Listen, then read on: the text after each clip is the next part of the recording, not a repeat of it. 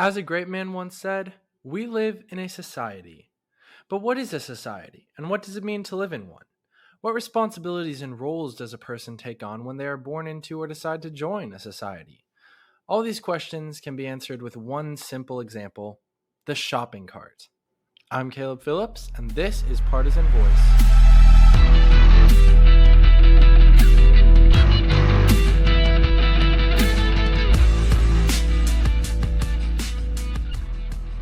Now, this mini episode may sound a little silly, but I want you to hang with me as I flush out this analogy for you. Close your eyes and imagine for me, if you will, that you are at the grocery store on a warm, sunny afternoon. You've just purchased a cart full of necessities for your next week or two of everyday life, and you are walking with these items in your shopping cart to your car. Upon reaching your vehicle, you unload the groceries. You've now reached the point of making a decision, and the decision that you make is an exemplary judge of whether or not you are participating in society in a productive manner. Now, of course, in this analogy, you represent yourself, and your experience at the grocery store represents our society. Now, let's examine the two choices that any person in this situation has the option to take. Choice number one, you can be the returner. So if you want to be the returner, you can return your cart either inside or to the cart return in the parking lot and go on your way.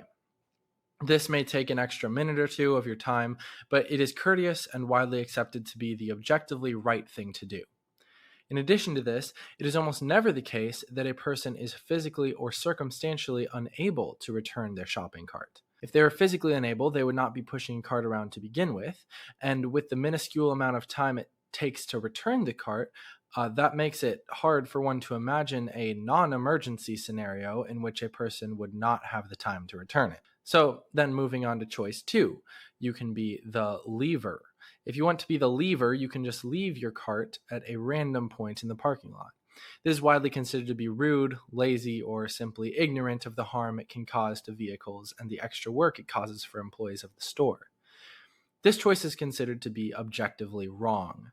The key thing that must be kept in mind, however, is that there is no law, no fine or threat, not even a person standing there to actively compel you to return your shopping cart. The situation is an opportunity to choose between good and bad, between right and wrong, without any consequence or reward in either direction. So, this situation is the perfect example of a society, especially as it relates to the government. The person who returns their shopping cart is the person who is able to live in a society productively. If everyone in society was this type of person, there would be very little law and enforcement of law required. Nobody is perfect, of course, but at least in the minor things, this person does not need to be forced to choose the higher path of morality. They will do it naturally. The person who does not return their shopping cart is the person who is a nuisance or liability to the society. If everyone in society was this type of person, there would need to be specific laws made around almost every area of life that matters, no matter how small. Otherwise, there would be no motivation for these people to live rightly in any area of their lives, and the society would then begin to crumble. So, how should societies and governments be run now that we have established that there are these two types of people living within all of them? Well, it depends on a lot of things, including the size of the society, the structure of the government, and even something like the education system. The size of a community can play a huge role in whether or not a person is living rightly, simply because of the social pressure.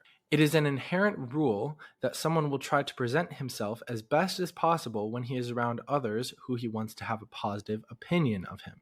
This is generally how small communities work, as you see your fellow members very often and most likely have personal relationships with them. A person who lives in a small community is more likely to act rightly more often, as they will have more motivation to live in a way that is considered socially acceptable. This can also extend to the ideas of religion and church. The values that are lauded in Christianity, Judaism, and Islam are all very present in the American society and are all widely considered to be right and moral. Because of this, anyone who is a part of these religions and is attending a church, a synagogue, or a mosque will have a community of like-minded people around them pressuring them to ascribe to that moral code. If the goal is a society that holds a majority of people who desire to live rightly for a reason other than the rule of law, Religious structures are an effective way to achieve this goal and are therefore very healthy for society. The structure of government is also relevant to this conversation. To refer back to the 6 base political ideologies from episode 1, 2 of them are authoritarianism and libertarianism.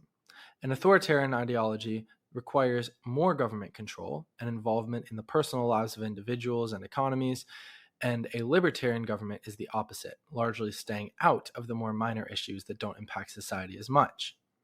As I've said in the past, I'm very much on the libertarian side of things. However, I also believe that we must recognize the effects of each of these forms of government on a society made up of the returners and the leavers. In a libertarian governed society, the returners suffer and the leavers prosper. This is because a returner is more likely to look out for the interests of others or of the society as a whole above himself because he has that base moral code ingrained into him. A leaver, on the other hand, is more likely to look out for himself first, above society, above the interests of others. In an authoritarian governed society, the returners prosper and the leavers suffer. This is because the selfish desires of the leaver are kept in check by the government, and the desires of the returner are recognized by the government to be beneficial to the society as a whole. If this were the end of the conversation, it would seem that authoritarianism is the way to go, where the returners prosper and the leavers suffer. But of course, it is not the end of the conversation. We must return to the points already made on community. It is becoming less common, but is still a reality that the vast majority of people in the American society are part of some sort of a community. Because of this, America can still afford to be quite a libertarian country, as it will not cause the destruction of society, since people will have other incentives to maintain a moral lifestyle. It is interesting to note that the people who live in large cities are generally advocates for a more authoritarian government, whereas people who live in small towns are generally the opposite. This is due to the fact that people who live in cities are less likely to be part of a community who keep each other in check morally.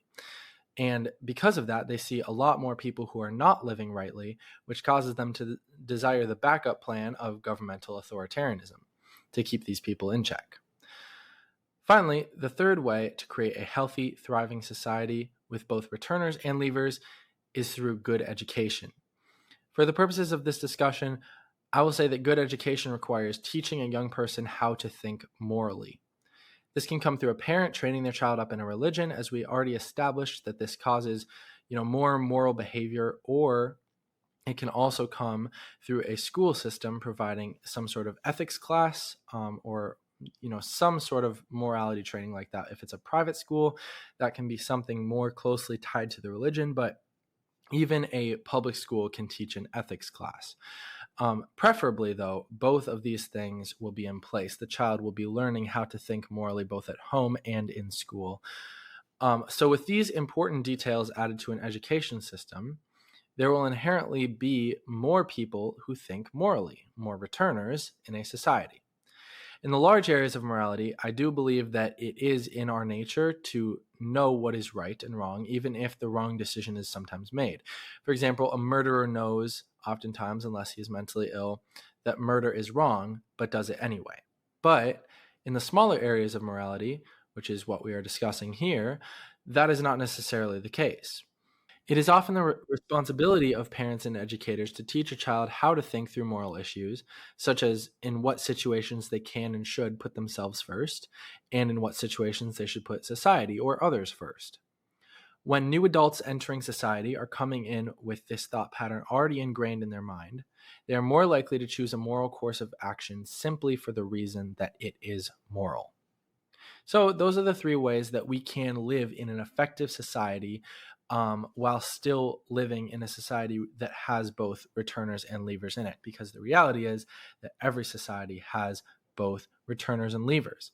And those are honestly some of my base reasons why I hold the political views that I do. Because I want to live in a society that functions effectively.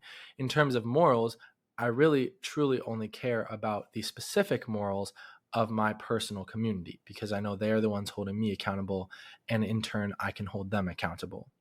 So that is where we'll end for today. I hope that you've been entertained by my thoughts on society and culture. And remember, always return your shopping cart. Don't be a leaver. I'm Caleb Phillips, and this is Partisan Voice.